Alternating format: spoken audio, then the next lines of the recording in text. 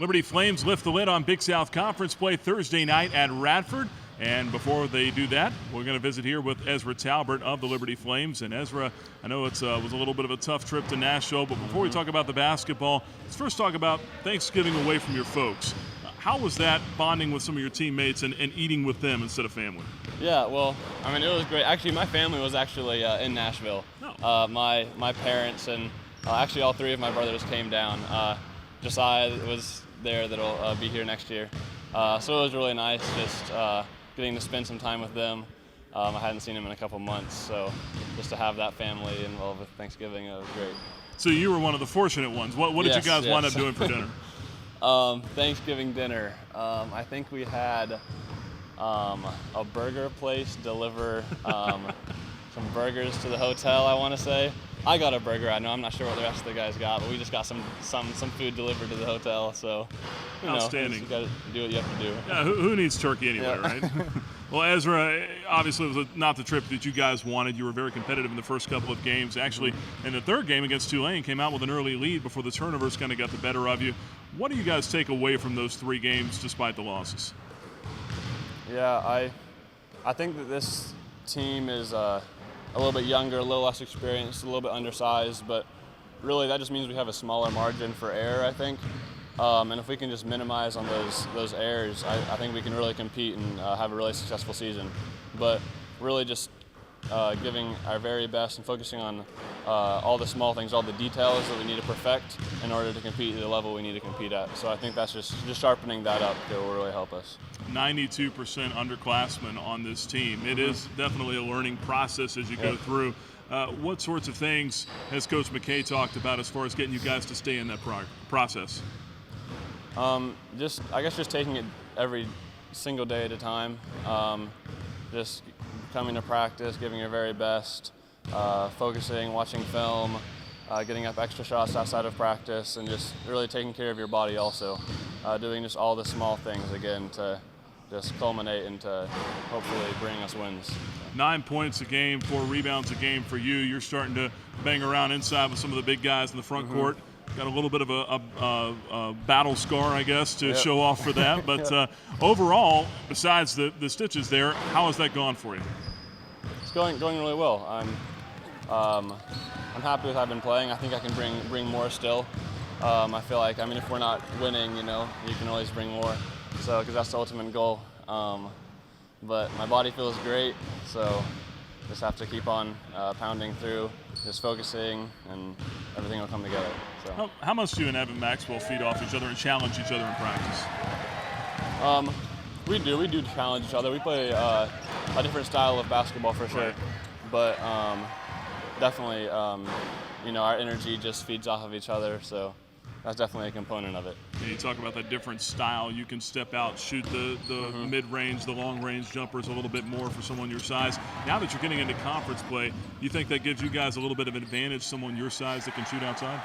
Yeah, I think it kind of, for the opponent, their defensive schemes, it'll kind of switch things up for them and make it a little less consistent for how they have to guard us. So maybe it'll hopefully kind of confuse their defense a little bit and give kind of a different aspect to our offense that'll hopefully trick some people up. Last thing here, Radford, Big South opener, a little bit of an in-state rivalry as well, going up to their place. How excited are you for the conference opener, and what do you hope to find out? Oh, I'm really excited. I'm excited to see what this team has and just go out there and compete and just give our very best. So, who's at the top of the scouting report for you? They got a lot of good players on that team. I'm not sure. There's quite a few. They're pretty well rounded. So. Yep. All right, Ezra, we appreciate the time. Wish you the best of luck coming up here against the Highlanders, all right? All right. Visiting now with the head coach of the Liberty Flames, Richie McKay, before the Thursday night Big South opener against the Radford Highlanders. And, Coach, you walk back into the Dedman Center. I'm sure it's been a little while since you've been there, but how excited are you to get into conference play? It's way too early for us, Nick. I feel like we need another month before we start conference play, but this is what it is. And the challenge in Radford is not only do you face one of the best teams in the league, in my opinion, but you also face them after a loss to JMU, and they had been clicking really well. So I'm sure we'll meet a very angry dog and a little bit of a hostile environment. we'll talk a little bit more about the Highlanders in depth here in just a couple of minutes. But as you come off of that Nashville trip, I'm sure an opportunity for some guys to get a little bit closer to each other, the team being on the road, away from home, out of their element a little bit. I know you didn't get the results that you wanted, but as you talk about this process and building chemistry and building a team, what did you see your team get out of that trip? Yeah, Nick, the trip was great. The event was terrific. I felt like other than the desired result, we had a productive week, and not only in terms of what we're doing in terms of building it and buying into the implementation of our system, but our guys' connectivity is really sound. I think this group will constantly evolve into a program that will never say die. They'll never stop fighting. And when our execution gets a little better on both ends of the floor, and we stop having those small incisions that make us bleed a lot, then I think we'll be ready for those outcomes that we want. But I understand it's a process, and I feel really good about the direction we're going. That being said, we're really competitive as a staff and I think as a program. So we'll hope to have a better showing on Thursday night. As you said, really competitive against teams that are, pretty much right on par with this level of basketball. You jumped out to the early lead against Tulane your last time out. I think the turnovers kind of bit you a little bit in that one. But overall, how do you feel about the way your team is performing after 7 games? Well, we still have some things to overcome, and some of them can't be addressed until we get more depth, because I think when we get in foul trouble and we lose critical parts of our offense, I think our inability to score has lended to some droughts that we just don't have the weapons to overcome yet. However, every team has that. Ours is just a little challenged right now because we don't have John, we don't have Calvin, and I made the decision not to have some guys back. But not trying to make an excuse there, but I think as we add some more depth and our guys have a little bit more awareness when they have 1 foul and or 3 fouls, then I think we'll have a chance to keeping those guys on the floor and essentially having a better chance to stay in the game. 92% underclassmen on this team. I think the most of any team in the country are right up there with it. But a couple of underclassmen that have really shined from downtown, Ryan Kimbright and Lavelle Cabell as well. Both of those guys knocking down north of 43%. Yeah, those guys love to shoot, and we want to empower them to do that.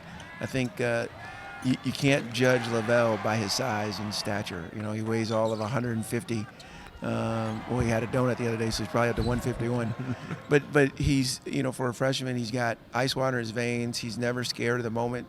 He wants the ball in his hands, and that being said, he's a very unselfish player. And then Ryan, who I think has tasted what it's like at this level. I think he was 0 for 6 in one of the games. I want to say Western Michigan in the first half, and ended up going 4 for 4, 4 for 5 in the second. So I think Ryan's continued to realize, hey, we really need you to be a great threat on the offensive end, not just in shooting, but putting it on the floor and creating for your teammate as well. And he's owned it. And for that, I mean, when you watch him play, he leaves nothing on the floor. And that his effort, I think, is infectious for our group, and I hope that continues. Lastly, we'll look at the Radford Highlanders, some experienced guys coming back. Mike Jones, great coaching job up there that he has done as well. A win over Georgetown this year. It looks like it starts with Rashawn Davis for them, but it doesn't end there, does it? No, their guard play is terrific, and Rashawn gets a lot of credit, but they go 5 deep on the guard line. And again, I think in that system where they really create a lot of offense with their defense, I think it's not like you can sit out there and say, okay, well, if you take this guy away or that guy away, you're going to have a great chance to beat them, because they have a program. And again, my hat's off to Coach Jones. He's such a nice guy, such a terrific coach. I think for us, we'll have a great barometer on where we are in this early juncture of the season. But I also know it's December 3rd, and with that comes a lot of season left. So whether the outcome is victorious or in defeat, I think, again, for our group, we're not yet to the point where we're going to focus so much on Radford or our opponent. We got to still get to Liberty's program being what it should be, and I hope we're just hard to play against tomorrow. All right, Coach, appreciate the time. Good luck against the Highlanders. Thanks, Nick. That's the head coach of the Liberty Flames, Richie McKay. My name is Nick Pierce for the Liberty Flames Sports Network.